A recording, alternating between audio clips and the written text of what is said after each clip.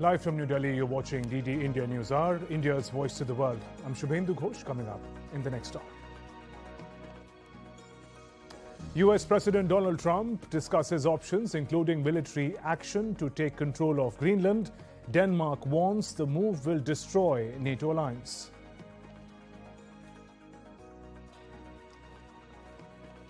India's External Affairs Minister expresses concern on developments in Venezuela, urges all involved parties to have dialogue for safety of the people.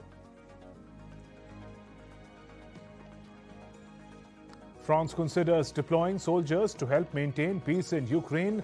Germany open to ceasefire monitoring role from neighboring territory.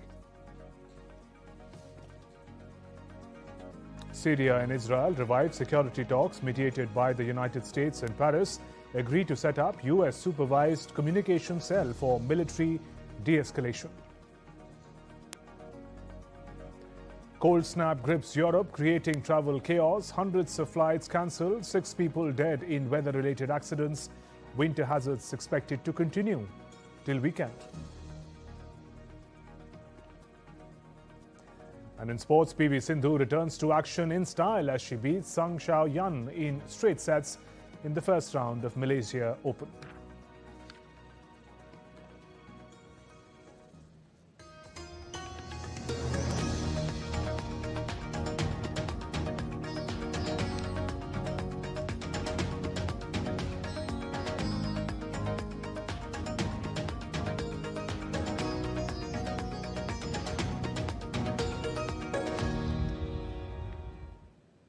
Britain and France have declared their willingness to deploy troops to Ukraine once peace deal is in place. The announcement came after a summit in Paris hosted by French President Emmanuel Macron and attended by more than 24 leaders of the states that make up what is called the coalition of the willing of Ukrainian allies. The aim is to provide reassurance force to bolster security guarantees for the country. Here's more. France and Britain signed a declaration of intent on the future deployment of multinational forces in Ukraine if a peace deal is made with Russia at a summit in Paris of the coalition of the willing of mainly European nations. Unlike previous coalition meetings, the summit was also attended by US envoys Steve Witkoff and Jared Kushner, President Donald Trump's son-in-law. Witkoff said after the summit that Trump strongly stands behind security protocols. We think we're largely finished with security protocols, which are important so that the people of Ukraine know that when this ends, it ends forever. But we also think, critically, that we are very, very close to finishing up as robust a prosperity agreement as any country has ever seen coming out of conflicts like this. The agreement covers troop numbers as well as training provision and the necessary resources to help Ukraine return to peace and support the regeneration of its own forces. French President Emmanuel Macron said that the signing of security guarantees, including the deployment of a multinational military force, would dissuade further aggressions on Ukraine. This meeting today has had significant progress, which is reflected by the Paris Declaration for robust security guarantees for a solid and lasting peace. This declaration of the coalition of the willing recognizes for the first time an operational convergence among 35 countries that comprise the coalition of the willing, Ukraine, and the United States of America to build robust security guarantees. UK Prime Minister Keir Starmer said that peace in Ukraine was closer than ever, but added a word of caution. It's important that we're starting the year like this. European and American allies, side by side with President Zelensky, standing for peace. And we are closer to that goal than ever. But of course, the hardest yards are still ahead. Ukrainian President Volodymyr Zelensky said Kyiv's allies had determined how a European deterrence force would operate in Ukraine following a ceasefire, as well as which countries would participate.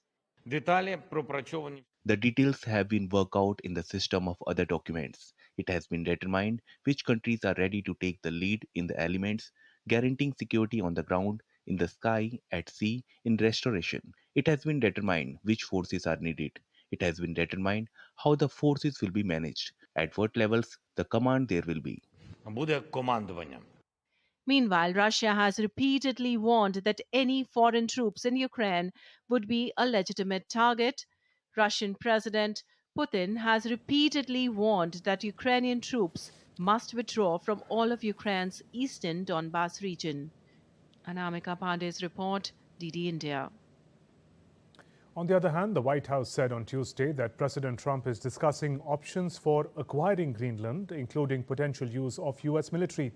White House Press Secretary Caroline Leavitt said acquiring Greenland is a national security priority for the US to deter adversaries like Russia and China.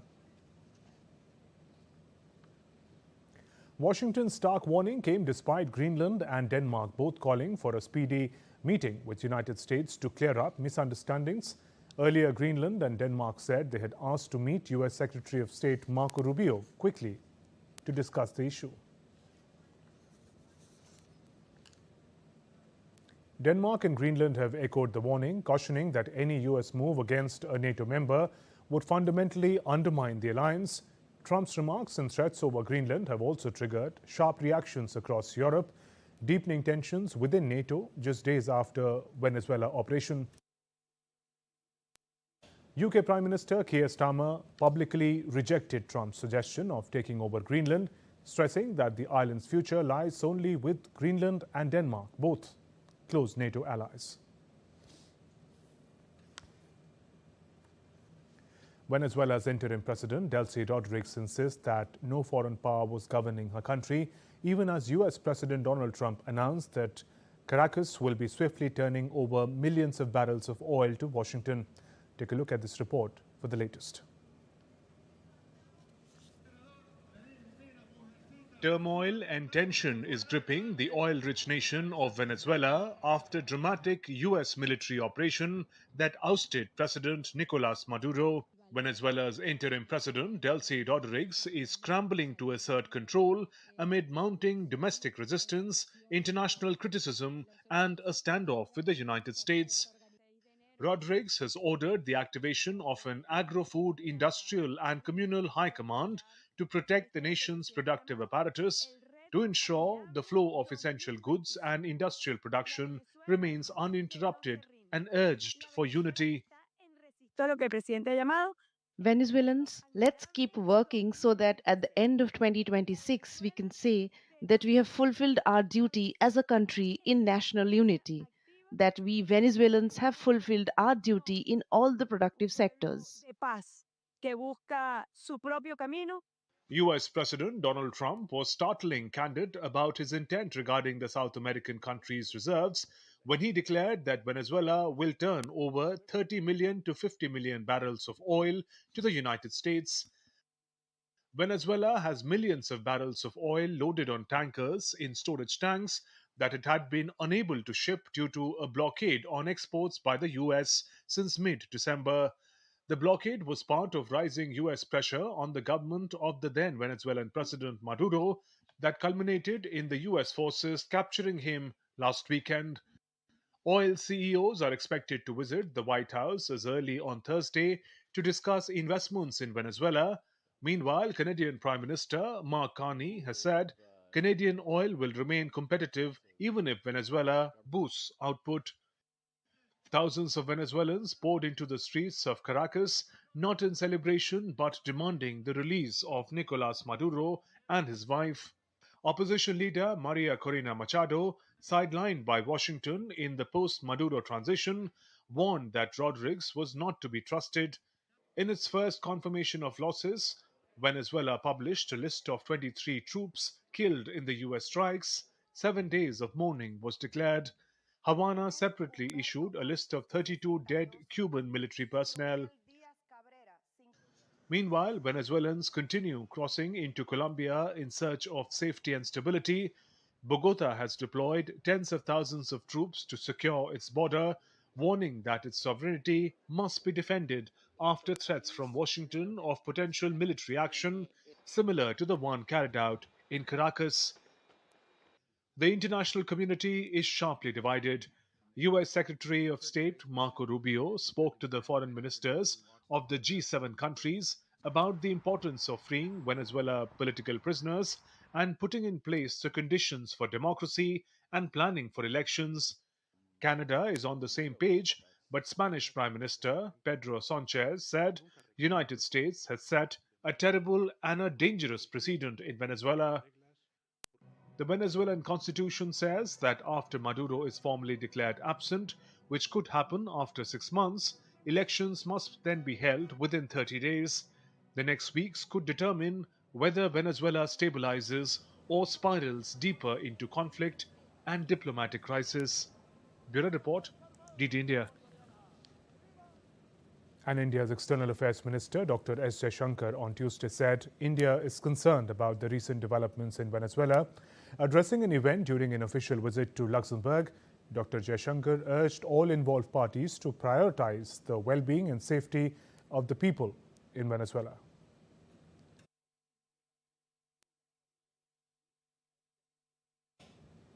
We are concerned at the developments, but we would really urge all the parties involved to now sit down and come to a position which is in the interest of the well-being and the safety of the people of Venezuela. Because at the end of the day, that is our concern. That we would want Venezuela as a country with whom over many years we've had very good relations. So we would like the people to come out sort of well from whatever is the direction of events. Earlier in a statement, External Affairs Ministry said that it was closely monitoring the developments in the country, Venezuela. India reaffirms its support to the well-being and safety of the people of Venezuela. India also called upon all concerned parties to address issues peacefully through dialogue, ensuring peace and stability of the region.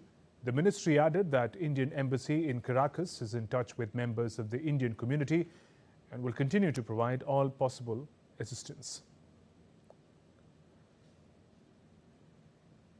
And for more, joining us is DD India correspondent Akshay Dongre from Delhi. Akshay, if you can take us through Minister Jaishankar's articulation of India's position on the Venezuelan situation, advocating the path for dialogue to end the crisis. Well, Shubhendu, the way and especially in the manner this entire scenario has played out with, earlier the attacks on the boats and the ships that were doing trade with Venezuela, and then we saw that the sort of pressure escalated, and US ultimately struck Caracas and neighboring areas, taking President Maduro to their country, and now sort of a judgment that is going on, the trial that is going on, has obviously been in violation of the UN Charter, has been in violation of several rule-based orders that we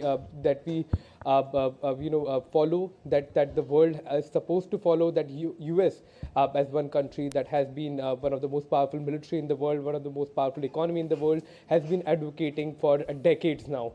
And now it is the country that has shred the UN Charter, the rule-based order that the world is supposed to follow, and that's perhaps the reason why countries like India are stepping up now as far as that rule of global leadership is concerned, are reminding the world, and especially the powers that are there, that are not following this rule-based order world, to return to dialogue and diplomacy. And so the statement that has been given by Dr. S. Jaishankar is very simple. It's a direct message to the people of Venezuela that India, as the world's largest democracy, is more concerned about the safety, and its priority remains in the safety of the people of Venezuela. Sort of bonhomie that India and Venezuela also share. Both of the countries are part of the global south. Both of the countries are part of a developing world, and that's the reason why India has advocated for dialogue and diplomacy instead of the kind of aggressive action that is not only being spoken about but also being taken on the ground.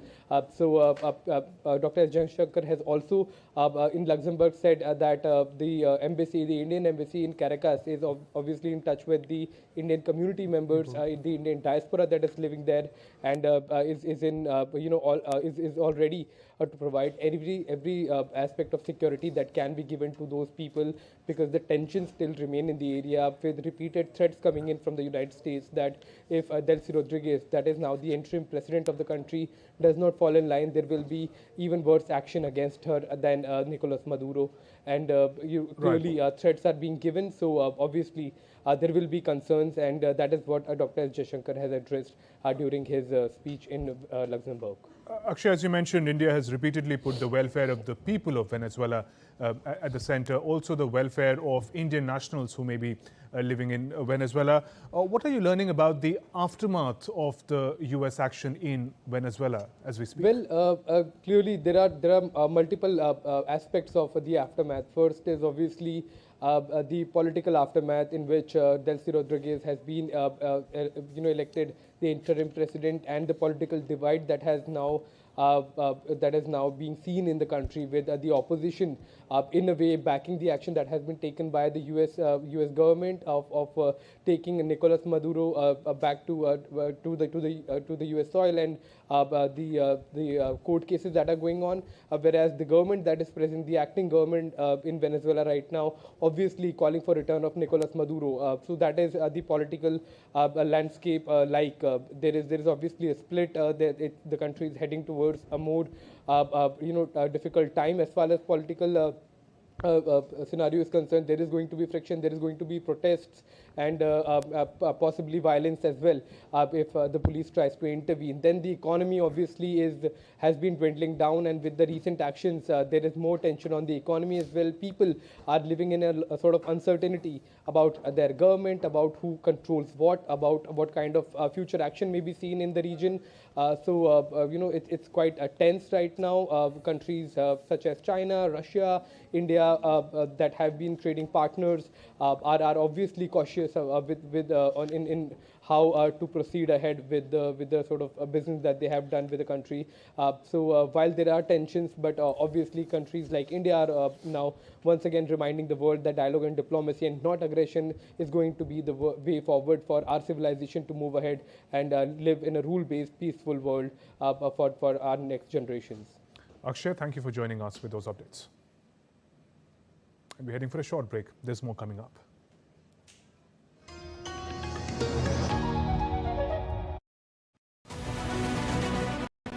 This week on Defense Dynamics, India is reshaping its military structure with Bhaira formations. What are ramjet-powered artillery shells? And how India's rocket punch gets an emergency boost with Suryastra. As Europe and Israel turn to India for industrial depth, my take explains the why. Watch Defense Dynamics this Wednesday at 8 p.m. IST only on DD India.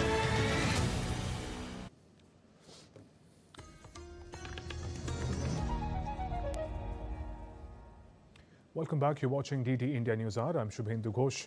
Israel and Syria have agreed on Tuesday to set up a communication mechanism in US-mediated talks to coordinate on security, intelligence and commercial issues in Paris. A joint statement issued by US State Department after the talks said that Syria and Israel were committed to achieving lasting security and stability arrangements for both countries. Both sides have decided to establish joint fusion mechanism, a dedicated communication cell to facilitate immediate and ongoing coordination on their intelligence sharing, military de-escalation, diplomatic engagement and commercial opportunities under the supervision of the United States. This mechanism will serve as a platform to address any disputes promptly and work to prevent misunderstandings.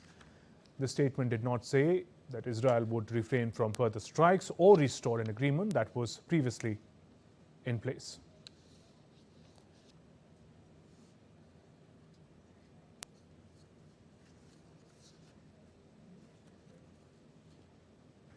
Protests continue to grip Iran, with tensions escalating on the streets and pressure mounting on the country's leadership.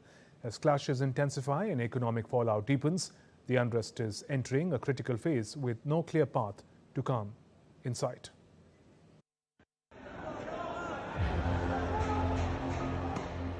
The unrest in Iran shows no sign of abating as protests entered its 10th day on Tuesday, tightening the pressure on the country's clerical leadership. Fresh clashes erupted in the heart of Tehran where security forces fired tear gas in the historic Tehran Bazaar to disperse demonstrators chanting slogans against the ruling establishment. As anger simmers on the streets, the government has announced a relief measure introducing a monthly stipend roughly $7 issued as non-cashable electronics credit to be spent at select grocery store over the next 4 months. Individuals can receive an amount equivalent to 1 million tomans, approximately 7 USD, per person per month, which is credited to their accounts for 4 months of Day, Bahman, Esfand, and Farvardin. This is credit. It is only intended for the purchase of a series of goods and is in line with reducing the economic pressure on the people. But the move has failed to calm the public sentiments, as many residents said assistance falls short of addressing deepening economic pain and rising prices. This plan doesn't really ease any pain, especially with these price hikes. But still, for those who are truly eligible and genuinely in need of even that 1 million, around $7, it does at least cover a small part of their needs. It does help after all. From my perspective as a citizen, though, it doesn't help much. On the ground, the toll continues to mount. At least 25 people have been killed, with more than 1,000 protesters detained since the protests began. With mounting casualties, economic strain, and defiance in the streets, Iran's leadership now faces a growing challenge, one that is testing its authority day after day. Amish Mahajan's report for DT India. In other updates, the Saudi-backed coalition in Yemen said that leader of the Southern Transitional Council, Edris al-Zubaydi, failed to board a plane set to take him to Riyadh and fled instead to an unknown destination. The remarks came amid efforts to end the fighting that erupted last month between the STC and Yemen's Saudi-backed internationally recognized government, which has triggered a major feud between the Gulf allies. Zubaydi was set to travel to Saudi Arabia days after Yemen's government said it had asked Riyadh to host a forum on the southern issue. In a statement, coalition spokesperson Turki al-Maliki said the flight carrying a large number of senior leaders of the separatist group departed after a delay of more than 3 hours without Zubaydi, with no information on his whereabouts. A mass ultra-Orthodox Jewish rally turned deadly in Jerusalem when a teenage boy was crushed and killed after a man driving a bus hit the crowd. People were protesting against law to conscript ultra-Orthodox Jews into the Israeli armed forces. Under a ruling established at the time of Israel's creation in 1948, men who devote themselves full-time to studying Jewish texts are given a de facto pass from mandatory military service. The ultra-Orthodox make up about 14% of Israel's Jewish population. In November, a new draft law was put forward in the Parliament's Foreign Affairs and Defense Committee after a previous conscription bill was voted down in July.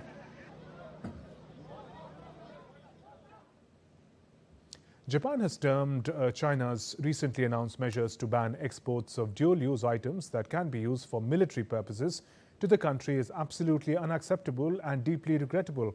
The move is Beijing's latest reaction to an early November remark by Japanese Prime Minister Sanae Takaichi about Taiwan. Japanese Chief Cabinet Secretary Minoru Kihara said the Foreign Ministry has lodged a formal protest with China, strongly objecting to the measure and demanding its withdrawal. Dual-use items are goods, software, or technologies that have both civilian and military applications, including certain rare earth elements that are essential for making drones and chips.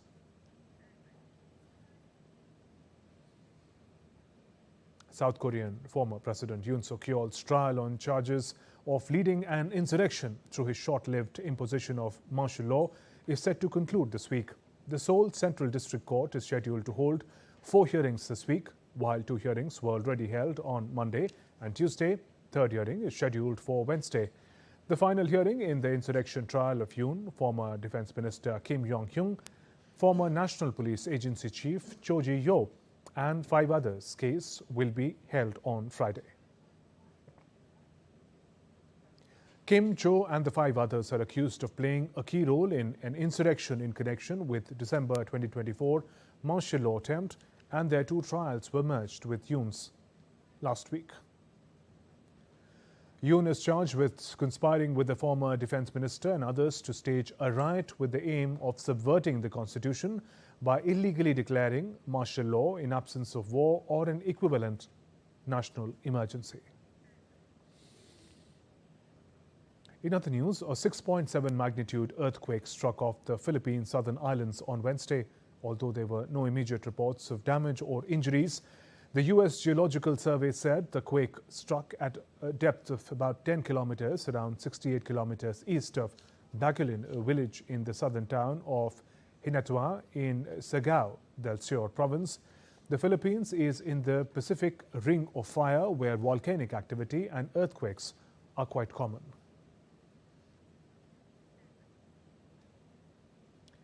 The European Commission appeared to have won the crucial support of Italy on Tuesday for a contentious free trade deal with South American bloc Mercosur, paving the way for EU to sign the agreement as early as next week.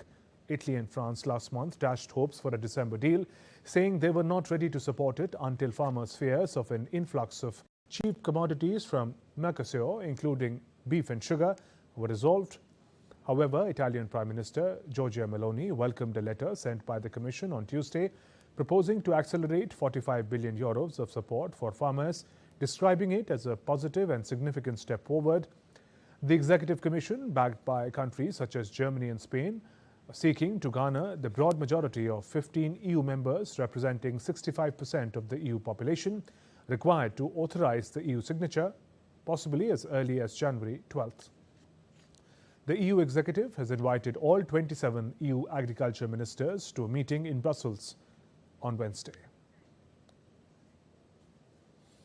At least 22 Ethiopian migrants were killed and more than 60 injured after a lorry that they were traveling in overturned in the country's northern Afar region.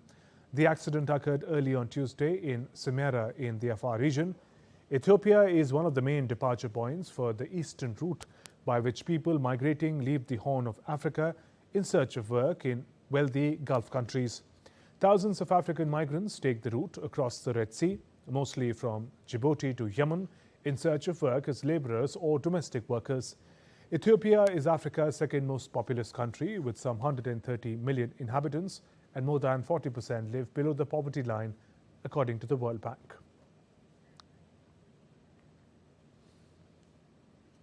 Let's now take a look at other stories making news around the world. Orthodox Christians in Serbia and Montenegro gathered on Tuesday to celebrate Christmas Eve with the burning of oak branches known as bahaks. The arrival of Christmas on January 7th, which begins with a midnight liturgy, ends 4 weeks of fasting when no meat or dairy products are supposed to be consumed. Serbia and Montenegro still use the Julian calendar to mark Christmas in January rather than December.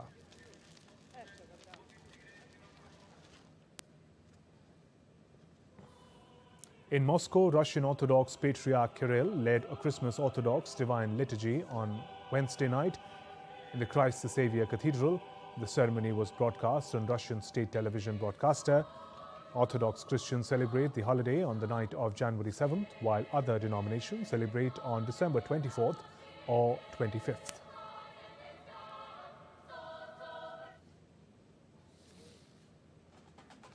In Bethlehem, the Greek Orthodox Patriarch of Jerusalem, Theophilos III, arrived at the West Bank city to celebrate Orthodox Christmas on Tuesday.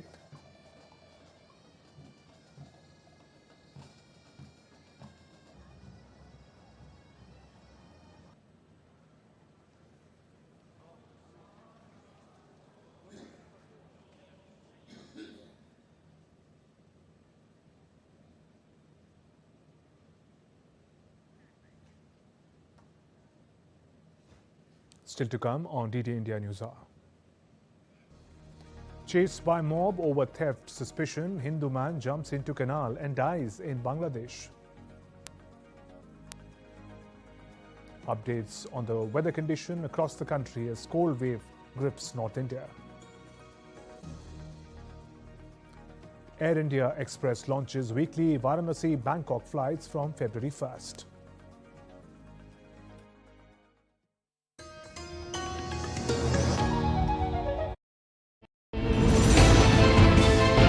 Geopolitics and trade deals.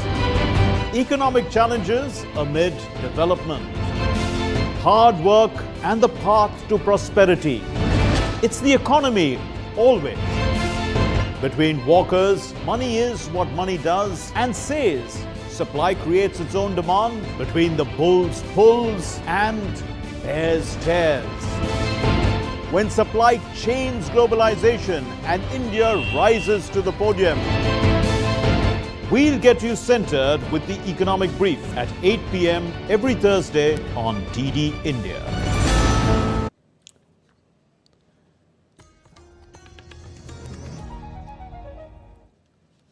You're watching DD India Newshour. I'm Shubhendu Ghosh. Our top stories at this hour. US President Donald Trump discusses options including military action to take control of Greenland. Denmark warns the move will destroy the NATO alliance. India's External Affairs Minister expresses concern on developments in Venezuela, urges all involved parties to have dialogue for safety of the people. France considers deploying soldiers to help maintain peace in Ukraine. Germany open to ceasefire monitoring role from neighboring territory. Syria and Israel revive security talks mediated by US in Paris, agree to set up US supervised communication cell for military de-escalation. Cold snap grips Europe, creating travel chaos. Hundreds of flights cancelled, 6 people dead in weather-related accidents. Winter hazards expected to continue till the weekend. In sports, PV Sindhu returns to action in style as she beats Sang Xiao Yun in straight sets in the first round of Malaysia Open.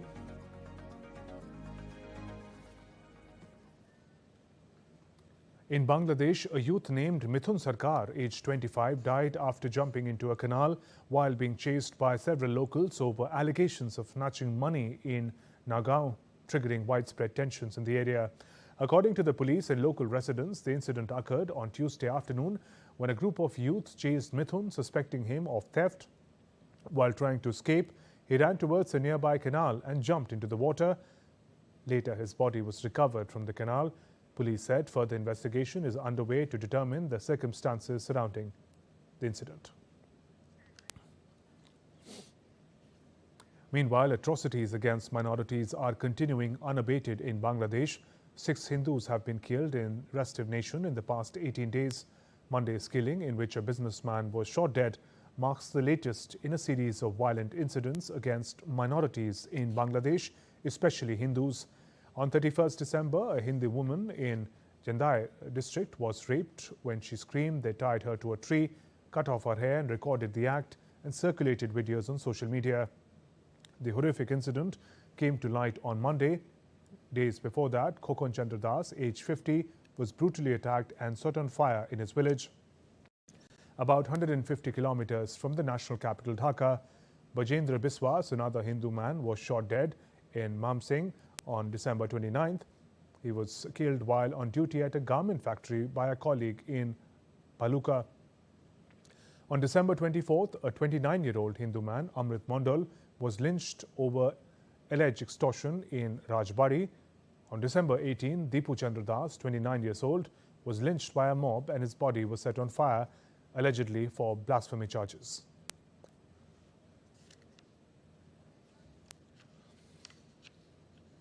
The lynching of Das, who worked in a factory, drew world's attention to the killing of Hindus in Bangladesh administered by Muhammad Yunus.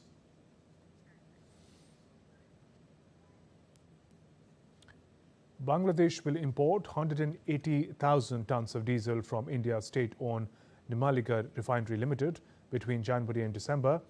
The diesel will be imported by state-run Bangladesh Petroleum Corporation (BPC), with part of the payment made directly by BPC and the rest financed through bank loans. NRL's refinery is located in Assam, and diesel is transported to Siliguri before being supplied to Bangladesh through Bangladesh-India Friendship Pipeline. which became operational in December of 2022.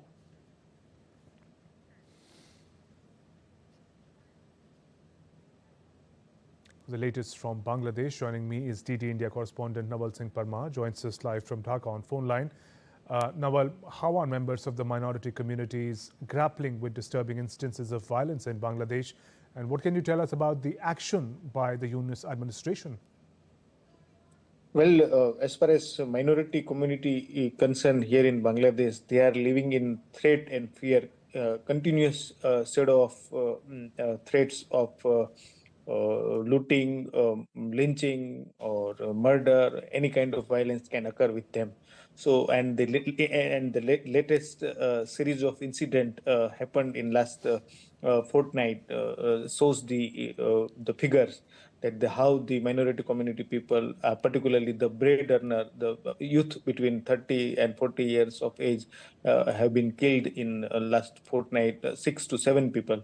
So it has created a kind of fear among the braid earner minority community members. What will happen with them, and what will happen with them, they don't know. And the election is approaching in Bangladesh as it is due on 12th February this year.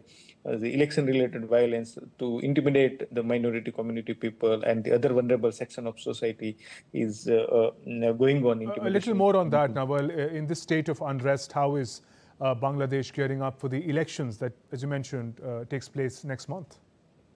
The administration, Yunus administration and the election commission is claiming that everything is fine for the free and fair election in Bangladesh, as they claim that there is no issue related to law and order and only stray incident, but it is not. This thing shows that it is not a stray incident. These are the well-planned things happen, because nothing is, in none of the incident there is a prior animosity with the accused and the victim.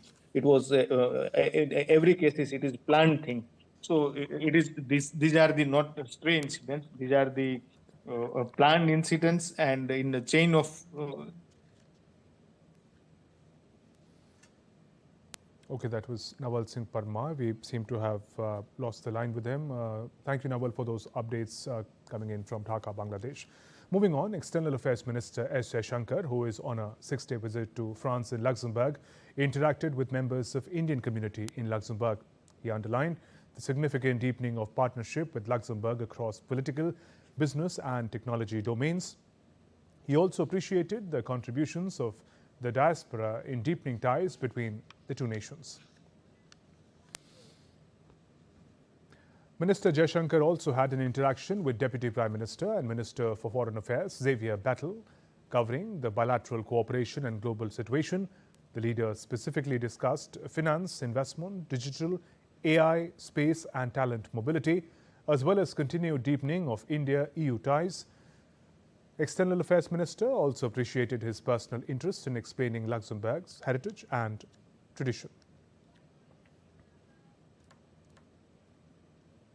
We have now 78 years going of our relationship, and we've come a long way. For us, we really see Luxembourg as a very important partner in itself, but also with the European Union. And at a very crucial time in the development of our own ties with the European Union. So the influence you have in shaping that larger relationship, the support that you extend, that is something which is of great value to us. And I thank you, because I know in many ways you've been very much an advocate of deepening ties between India and the European Union. The minister also met Grand Duke Guillermo of Luxembourg and conveyed warm greetings of President Draupadi Murmu, appreciated his positive sentiments for India and deepening bilateral partnership.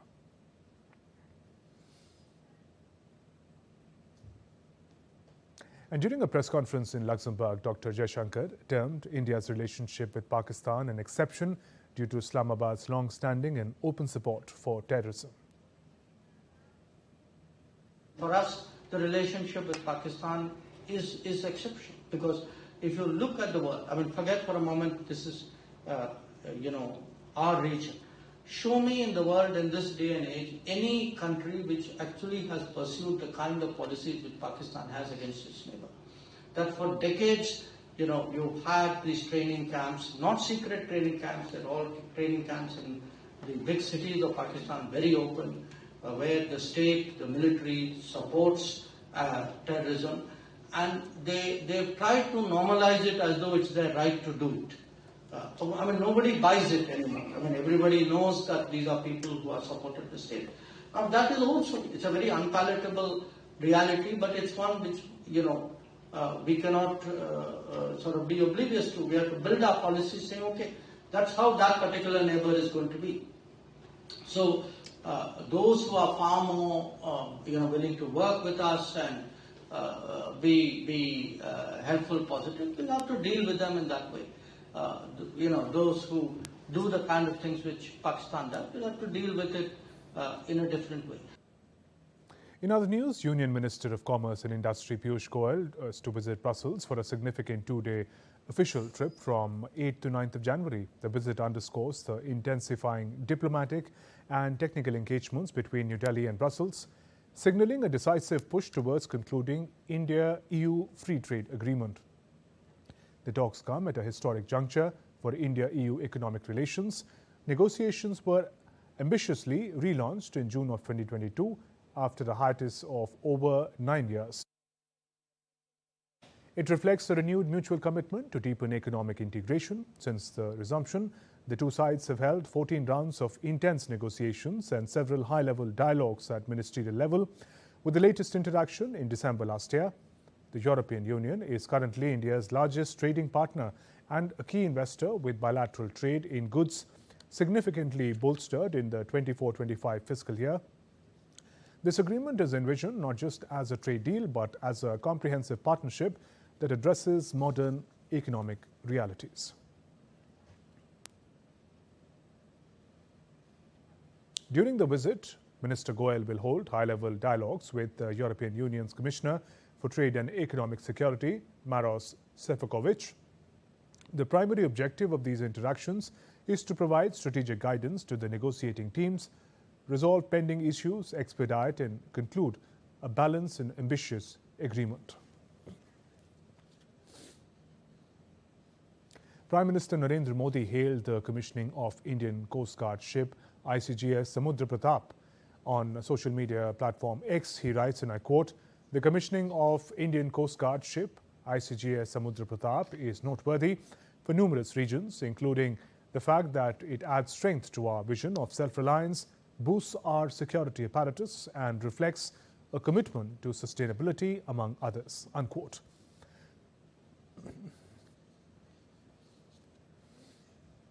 On Monday, Defence Minister Rajnath Singh had commissioned Indian Coast Guard ship Samudra Pratap, first of the two indigenously designed pollution control vessels for the Indian Coast Guard. In Goa, Samudra Pratap is India's first homegrown pollution control vessel, the largest ship in Coast Guard's fleet so far. Its induction substantially enhances the Coast Guard's capability in pollution responses, firefighting, maritime safety, environmental protection, and extends surveillance across the country's vast maritime zones.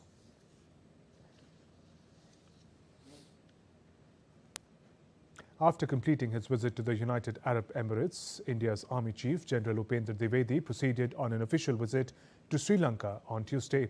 The Indian Army, in a social media post, says the Army Chief's visit to Sri Lanka underscores the strong commitment of both the nations to enhance mutual understanding, deepen cooperation in areas of shared interest, and further strengthen bilateral defence cooperation.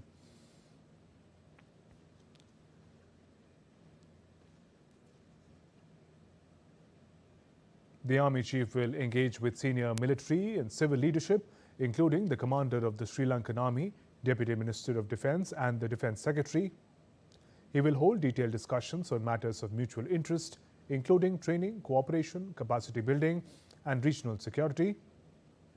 General Dwivedi will also pay homage at the IPKF War Memorial, honouring the supreme sacrifice of Indian soldiers. The visit takes place against the backdrop of Operation Sagar Bandhu, reflecting India's enduring brotherhood with a steadfast partner in the region.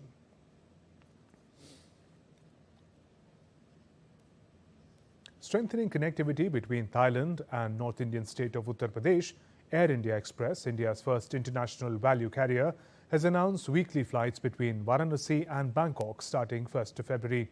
The new service will offer travellers from Varanasi convenient non-stop connectivity to one of Asia's most popular leisure destinations.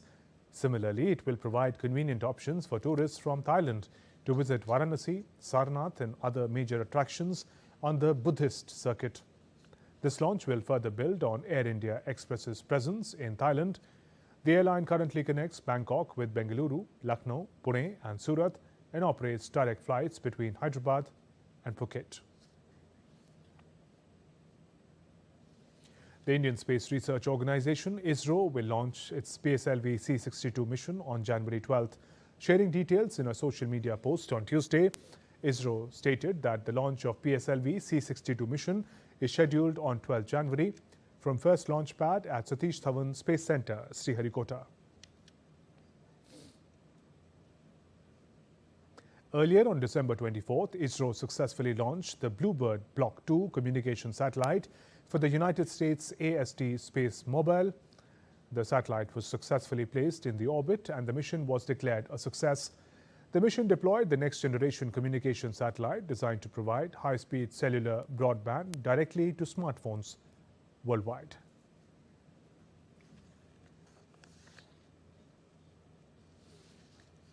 Some weather news. Snow, ice and freezing temperatures hit parts of Europe on Tuesday, causing hazardous traffic conditions, killing 6 people and forcing the cancellation of hundreds of flights. More in this report. Heavy snowfall and icy weather conditions have caused widespread travel disruption across Europe, with 6 deaths reported in weather-related incidents in the continent. In Germany, temperatures plunged well below -10 degrees centigrade in the south and east early on Tuesday, and much of the country was blanketed in snow. In Britain, the Meteorological Department reported winter weather hazards could continue throughout the week for most of the country. Temperatures overnight on Tuesday had fallen as low as -12.5 degrees Celsius in eastern England, marking the coldest night of the winter so far. France's National Weather Service said 38 districts would be placed on orange alert for snow and black ice on Wednesday. Hundreds of flights have been cancelled across Europe, with thousands left stranded. Heavy snow in Paris has forced major flight cancellations, with about 40% of flights at Charles de Gaulle and 25% at Orly Airport getting impacted. At Amsterdam Schiphol Airport, over 400 flights were cancelled as the winter weather crippled traffic at one of Europe's main transit hubs for the 5th day. All domestic rail services in the Netherlands were also suspended early on Tuesday after the IT outage compounded disruption across the country's rail network. High-speed Eurostar services to Paris from Amsterdam were either cancelled or running late on Tuesday. Bureau Report, DD India. And weather updates from parts of India now. A cold wave has gripped the entire North India as temperatures have dipped sharply in several regions, while dense fog reduced visibility in parts of Rajasthan and plains of Delhi and Uttar Pradesh. The Indian Met Department forecast a gradual fall in minimum temperatures over Punjab, Haryana, Chandigarh and Delhi in the next couple of days, with biting cold ahead nationwide. Kashmir is experiencing severe cold, with weather forecast of light rain or snowfall in higher reaches and near zero visibility caused by dense fog over the next few days. In Kashmir Valley, 40 days of harshest winter known as Chalai Kalan are living up to their reputation. Meanwhile, southern states such as Tamil Nadu and Kerala may witness spells of rain accompanied by thunderstorms, with isolated heavy rains possible in some areas. You're watching DD India News Hour. Time now for all the action from sports. PV Sindhu overturned a 1-6 deficit to script a remarkable straight-set comeback win over lower-ranked Sung Shao Yun of Chinese Taipei in women's singles first round at the Malaysia Open. Sindhu was returning to court after a long time away from action, having ended her 2025 season early due to injury. Sindhu was pushed to her limits as she trailed 1-7 at the start of the match with signs of rustiness. Sindhu shook off the rust quickly and turned up the heat unsung, showing shades of her best attacking game. With an all-round performance, she finally triumphed over her opponent with a 21-13, 22-20 scoreline. And top-ranked Indian shuttler Lakshya Sen progressed to the second round of the season-opening Malaysia Open in Kuala Lumpur on Tuesday. Lakshya defeated Singapore's Jia Hang Jason Tae in the first round encounter that lasted 1 hour and 10 minutes. 24-year-old from Almora, who won the Australian Open and also registered a final finish at Hong Kong last season, defeated world number 21 Tae in 3 sets.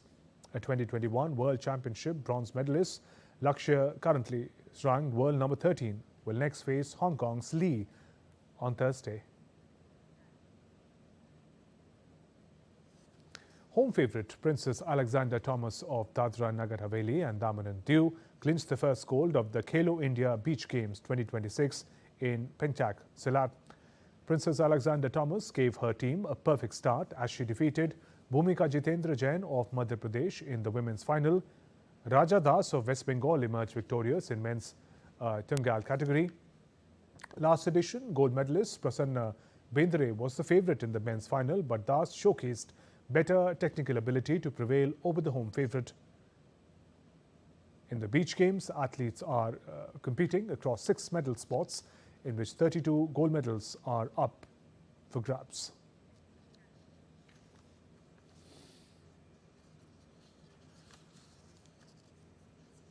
Moving on, the ongoing Ahmedabad International Flower Show 2026 is garnering attention from spectators as it showcases India's vibrant history, culture, achievements and more in a creative yet informative way. DD India's Meghna Dev gets us more from Ahmedabad.